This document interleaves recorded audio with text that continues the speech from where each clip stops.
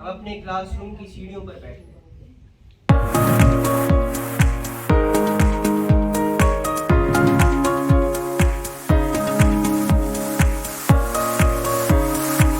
मैंने झुककर अपने बेटे को करीब से देखना चाहा तो मुझे बालों के दुपट्टे से खट्टी खट्टी सी बू आई।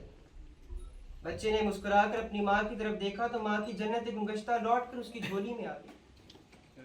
बालों ने उसके पाँव को, माथे को और गले को छूकर खुशी से मेरी तरफ देखा और कहा, बिल्कुल ख्वाजा मंजूर की तरह मुस्कुराया। ख्वाजा साहब अपनी सारी जिंदगी में सिर्फ एक बार मुस्कुराए होंगे, लेकिन बानों के जहन में उनकी मुस्कुराहट हमेशा के लिए सेटल होकर एक फ्रेम में जड़ी जा चुकी थी। फिर हमारे जहनों में अपने आयाम तालिब इल्मी का एक्शन रिप्ले शुरू हुआ और तोते अपनी चोंचों में डालियां पकड़कर हाथ छोड़कर करतब दिखा रहे थे। अभी हमें सीढ़ियों पर बैठे थोड़ी देर ही हुई थी कि नीली पगड़ी बांधे और हाथ में चाबियों का मोटा सा गुच्छा थामे एक शख्स हमारी तरफ आया और करीब आकर पूछने लगा, कौन लोग हो तुम?